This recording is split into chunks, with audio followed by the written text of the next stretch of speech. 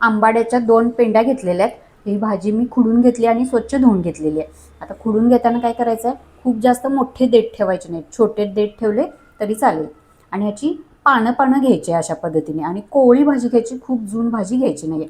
आता इतके छोटे छोटे असे देठ ठेवलेले आहेत आणि फक्त पानं घेतलेली आहेत मी. तर अशा पद्धतीने ही 2 वेळा धुवून घेतली. आता आपल्याला ही उकडून घ्यायची आहे. तर याच्यामध्ये मी 2 ग्लास पाणी घालते. आता याच्यामध्ये पाणी घातलं, आपल्याला भाजीला उकळी काढायची आहे. तर यासाठी मी गॅसवर ठेवलेलं आहे आणि ह्याच्यावर आपण झाकण ठेवूया, म्हणजे पाण्याला लगेच वाफ येईल. आता पाण्याला वाफ आल्यानंतर, पाणी उकळल्यानंतर पाणी वर येतं, तर लक्ष ठेवायचं याच्यावर. झाकण ठेवल्यानंतर पाणी वर येईल. एक 5 मिनिट मध्यम आचेवर गॅस ठेवलेला आणि पाणी उकळेपर्यंतच आपण हे झाकण ठेवलेलं आहे.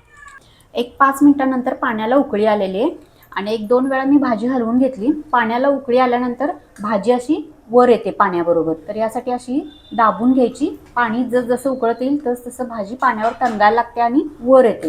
तर अशा पद्धतीने उलटनं फिरवून आपण ही व्यवस्थित शिजवून घ्यायचे.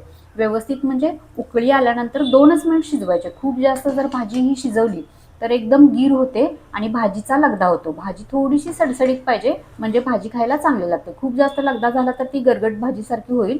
यासाठी पाणी उकळी आल्यानंतर 1-2च मिनिट आपण शिजवून घ्यायचं आहे आणि असं फिरवत शिजवून घ्यायचं आहे. आता भाजी कोवळी आहे एकदम, मी जास्त शिजवत नाही आहे. उकळी आल्यानंतर 2 मिनिट शिजवलेली आहे. आता आपण गरम पाण्यातून लगेचच काढून घ्यायचे. खूप वेळ अशी गरम पाण्यामध्ये ठेवायची नाही. गरम पाण्यामध्ये खूप वेळ भाजी राहिली तर आंबट पाणी शोषून घेते आणि भाजी खूप जास्त आंबट होते. तर आपण ही लगेचच उकळीतून निथळून घेऊया. भाजी निथळून घेतली. आता निथळून घेतल्यानंतर लगेचच याच्यावर गार पाणी ओतून घ्यायचं आणि 2 वेळा धुवून घ्यायचे गार पाण्याने. अशा पद्धतीने 2 वेळा धुवून घ्यायची. खूप जास्त चोळायची नाही, हलक्या हाताने चोळायची आणि धुवून घ्यायची. म्हणजे आपण गार पाण्याने धुतल्यामुळे काय होतं, त्याचा आंबटपणा कमी होतो. खूप जास्त आंबट लागत नाही भाजी ही.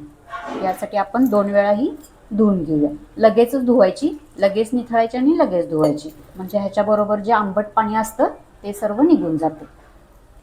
हरभरा डाळ अर्धी वाटी घेतली आणि चांगली भिजवून घेतलेली आहे. 3 ते 4 तासासाठी हरभरा डाळ चांगली भिजवून घ्यायची. हरभरा डाळ व्यवस्थित भिजली पाहिजे, म्हणजे भाजीमध्ये चांगली शिजते. अर्धवट शिजवली तर भाजीबरोबर डाळ व्यवस्थित शिजणार नाही आणि भाजी चवीला चांगली लागणार नाही. यासाठी व्यवस्थित हरभरा डाळ भिजवून घ्यायची. तांदूळ घेतलेले आहेत, हे बारीक तांदूळ घेतलेले आहेत. तांदूळ किंवा तांदळाची कणी घ्यायची. मोठे तांदूळ घ्यायचे नाहीत, कारण आपल्याला भाजीबरोबर हे शिजवायचे. आता भाजी करण्याच्या अगोदर फक्त 10 मिनिटच तांदूळ भिजवून घ्यायचे. खूप जास्त वेळ तांदूळ भिजवायचे नाही. आता हे मटर घेतलेले आहेत, ओले वाटाणे घेतलेले आहेत. आता बरेच वेळा ही भाजी करताना काळे वाटाणे शिजवून या भाजीमध्ये वापरतात. तर मी हे ओले वाटाणे घेतलेले आहेत. मिरची घेतलेली आहे. आता मिरचीचे एकाचे 2च तुकडे करून घेतलेले आहेत हे, कारण मिरची हिरव्या भाजीबरोबर दिसत नाही, यासाठी मी मोठे तुकडे केलेले आहेत. लसूण घेतलेला आहे. एक 20 पाकळ्या लसूण घेतले. लसूण ह्या भाजीला भरपूर घालायचा आहे. एक मोठा कांदा जाडसर कापून घ्यायचा आहे. खूप जास्त बारीक कांदा कापायचा नाही. कच्चे शेंगदाणे घेतलेले आहेत आणि हे जाडेभरडे वाटून घेतलेले आहेत. 4 चमचे तेल तापवलेलं आहे. या भाजीला थोडंसं तेल जास्त लागतं. आता एक पाव चमचा जिरे टाकलेले आहेत. जिरे फुलले की मिरची टाकूया. मिरची थोडी भाजली की आपण शेंगदाणे टाकून घेऊया. शेंगदाणे मी ही सालीसह घेतलेले आहेत आणि शेंगदाणे करपायचे नाहीत, फक्त गुलाबी रंगावर हे तळून घ्यायचे. आता लसूण टाकूया. लसूण खूप जास्त बारीक ठेचायचा नाही आहे, मोठा ठेचून घेतलेला. हा भाजीमध्ये लसूण आपल्याला दिसला पाहिजे. आता लसूण पण गुलाबी रंगावर परतून घ्यायचं. खूप जास्त काळपट केला तर भाजीमध्ये दिसणार नाही, लसणाची चव पण बिघडेल. गुलाबी रंगावर फक्त परतून घ्यायचं. कांदा, लसूण, मिरची, शेंगदाणे भाजीमध्ये सर्व आपल्याला दिसलं पाहिजे, म्हणजे भाजी एकदम दिसायला छान लागते, खायला पण चांगली लागते. त्याच्यामध्ये काही आपल्याला करपू द्यायचं नाही आहे. गोल्डन ब्राऊन रंगावर आपल्याला भाजून घ्यायचं आहे. लसूण गुलाबी रंगावर भाजलेलं आहे, तर लसूण पण करपू नाही द्यायचं. आता आपण कांदा घालूया. एक मोठा कांदा घेतलेला आहे आणि मोठ्या आकारामध्ये कापलेला आहे. खूप जास्त बारीक पातळ कापायचा नाही. हा आपल्या ग्रेव्हीमध्ये विरघळला नाही पाहिजे, यासाठी मोठा कापायचा.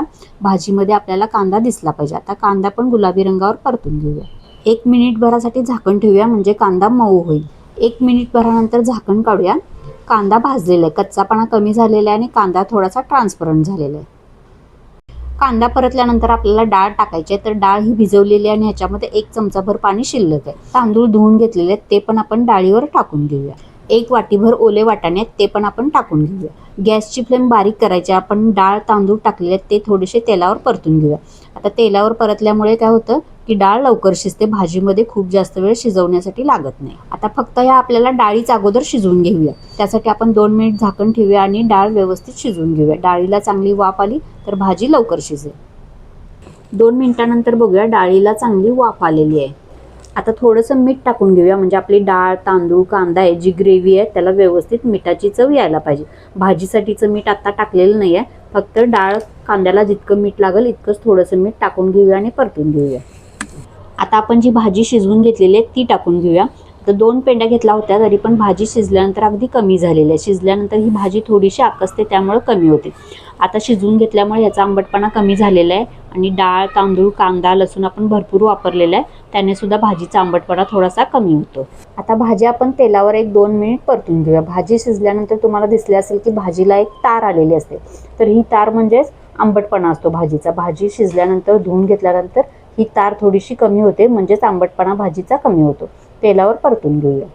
भाजी परतली गेलेली आहे. आता याच्यामध्ये आपण अर्धी वाटी गरम पाणी टाकून घेऊया. गार पाणी वापरायचं नाही, गार पाणी घातलं तर भाजीची चव कमी होते. आता आपण ज्या डाळी टाकलेल्या आहेत भाजी टाकलेली आहे ते सर्व व्यवस्थित मिळून यायला पाहिजे, एकत्र चांगली वाफ आली पाहिजे, म्हणजे भाजीची चव चांगली येते. यासाठी आपण थोडंसं पाणी टाकून घेऊया आणि शिजवून घेऊया भाजी. भाजीसाठी लागणारं मीठ आपण टाकून घेऊया. अगोदर आपण थोडंसं मीठ टाकलं होतं. गॅस बारीक केलेला आहे, झाकण ठेवलेलं आहे आणि भाजी शिजवून घेऊया. भाजीत टाकलेलं पाणी सर्व आटलं पाहिजे. 6-7 मिनिट भाजी मी शिजवून घेतलेली आहे. मीठ टाकल्यानंतर भाजीला थोडंसं पाणी सुटतं, यासाठी खूप जास्त पाणी सुरुवातीलाच घालायचं नाही. आता 1-2 वेळा झाकण काढून तुम्ही चेक करा की डाळ शिजलेली आहे की नाही. डाळ शिजली असेल तर पुन्हा तुम्हाला शिजवण्याची गरज नाही किंवा पाणी टाकण्याची गरज नाही. एक 5 ते 6 मिनिटच आपल्याला भाजी शिजवून घ्यायची. खूप जास्त पाणी टाकलं खूप जास्त भाजी शिजवून घेतली तर भाजी पूर्ण विरघळेल आणि गरगटाप्रमाणे भाजी दिसेल. भाजी साधी सोपी आणि सुटसुटीत पाहिजे, यासाठी खूप जास्त पाणी टाकायचं नाही. भाजी ही सडसडीत दिसली पाहिजे, सर्व साहित्य आपल्याला भाजीमध्ये दिसलं पाहिजे. आता गॅस मोठा करायचा, थोडंसं पाणी राहिलं असेल तर आटवून घ्यायचं आणि भाजी व्यवस्थित परतून घेऊया. भाजी एकदम सुटसुटीत झालेली आहे. आपले डाळ कांदा लसूण सर्व काही दिसत आहे, खूप जास्त शिजलेलं नाही. या पद्धतीने तुम्ही भाजी नक्की करून बघा. आंबट न होणारी आंबाड्याची भाजी तयार आहे.